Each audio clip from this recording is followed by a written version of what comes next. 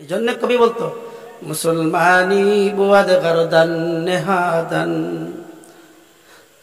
মুসলমানি বুয়াদ গরদান নেহাদান আয়নানে খুশবদস্তে হাজাদাদান।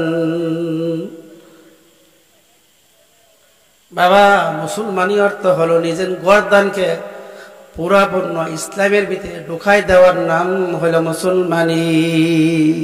কথা ঠিক না বেটি?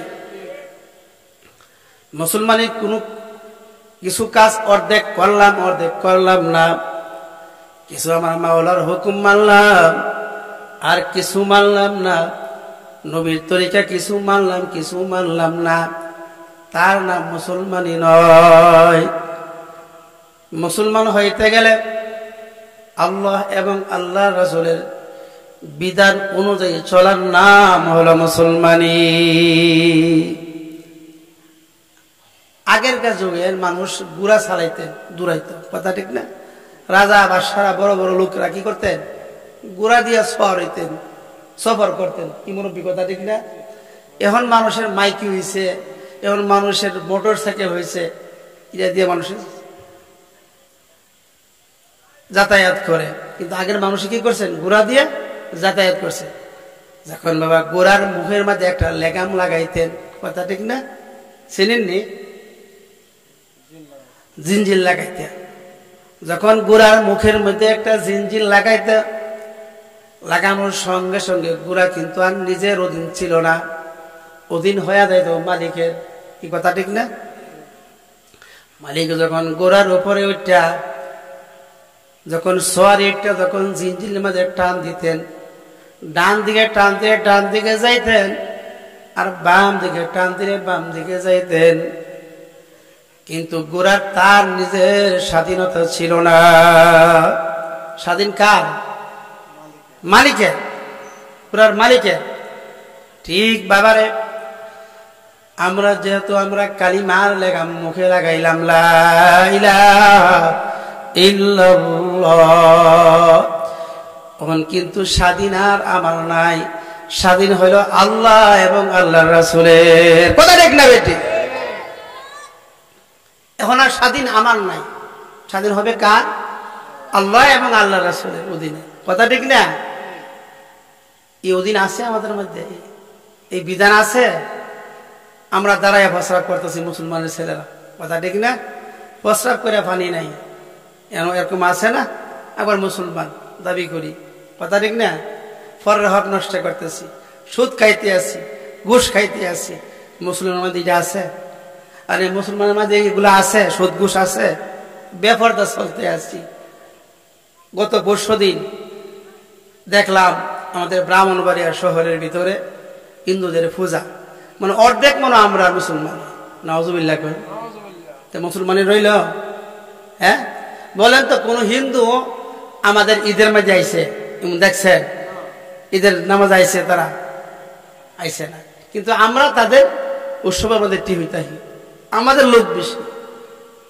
মুসলমানি বড় কঠিন জিনিস। এই জন্য আল্লাহ রাব্বুল আলামিন বলতেছে ওয়ালা তামুতুন্না ইল্লা ওয়া আনতুম মুসলিমুন, খবরদার মুসলমান না হইয়া কেউ মরিও না। মুসলমান হওয়া লাগবে, মুসলমান হওয়া লাগবে।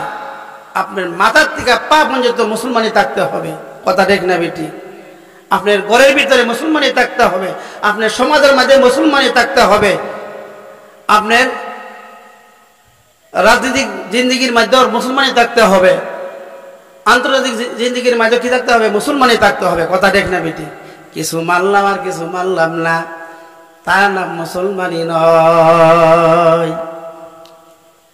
এত বয়ানের পরও আমরা আমলে নেই না, কথা ঠিক না? আল্লাহ, কাজী আমার বাবারা, আমাদের হায়াতের জিন্দিগি কিন্তু অল্প, কথা ঠিক না? সর্বোচ্চ 70-80 মানুষ এখন বাঁচে, কথা না? ঠিক না? 70-80 পরে তো মানুষ আর থাকে না। এই 70-80 বছরের জিন্দিগির জন্য আমরা কত কিছু করতেছি। এরে মাইরে হেরে টোকাইতেছি, হেরে মাইরে আমি জিততেছি, এই দুনিয়ার রাজা বাদশারা তার সাথে কোনো কিছু নিতে পারছে?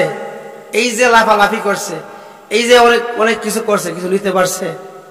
হ্যাঁ, আমাদের বর্তমান সরকারের দিকে তাকান না, যারা অতীতে যারা ছিল তারা তো মনে করছিল যে আমরা বুঝি বাংলাদেশের মাঝে নাগরিক, আমরাই থাকবো, কিন্তু এমন না। কিন্তু আবার মিনিটের ভিতরে সরিয়ে গেছে, কথা ঠিক না? নদীর একুল ব্যঙ্গে সেকুল বরে, এত নদীর খেলা, সকাল বেলার দুনিয়া তুই ফকির সন্ধ্যা বেলা, কথা ঠিক না? তাহলে আপনি এই রাজনীতির জন্য কেন ফার্সাফার্সি করলেন? তারপরে এই রাজনীতি ছাইরা আর একটা জগতে যাওয়া লাগবে। এই জগতের নাম কি? কবর। এই জগতের নাম কি? কবর। এই কথা আমরা চিন্তা করি, কবরে যাবো যে মরই না, মতের কথা আমরা স্মরণই করি না, যে মনে হয় যে আমরা মরবই না, এমন চিন্তা করি, কথা ঠিক না? যে মরবই না। এই দুনিয়াদার বাবারা, পর্দা নিশি মা বোনেরা, একটু খেয়াল করেন, তাকায়া দেখেন, আপনার বাড়িতে আপনার বাবা ছিল, আপনার মা ছিল, তারা কোথায় আছে, কোথায় চলিয়া গেল? যদি মনের মধ্যে আল্লাহু আকবার মতের মুরাকাবা করতে পারেন সকাল সন্ধ্যা, কিন্তু তোমার দিল পরিবর্তন হয়ে যাবে। কোনদিন আল্লাহ পাকের বান্দা গুনার কাজে দাবিত হবে না, কথা ঠিক না বেটি? মরণ কিন্তু একদম নিকটে আমাদের, কথা ঠিক না? শুধু হুকুমের বাকি। আল্লাহ যদি হুকুম করে সঙ্গে সঙ্গে আমাকে এই জমিনে ঠালা দিয়া ফালাইয়া রুহানি বের করে নিয়ে যাবে, কথা ঠিক না বেটি? ওয়ালিকুল্লি উম্মাতিন আজাল ফাইযা জাআ আজালুহুম লা ইস্তাখিরুনা সাআতাও ওয়া লা ইস্তাকদিমুন। এ আমার মুহাব্বতের বাবারা, পর্দা নিশি মা বোনেরা, যখন আমার মাওলার যখন হুকুম আসিয়া যাবে, হুকুম আসার সঙ্গে সঙ্গে আল্লাহ পাকের বান্দা বান্দি এক সেকেন্ড আর দেরি করা যাবে না।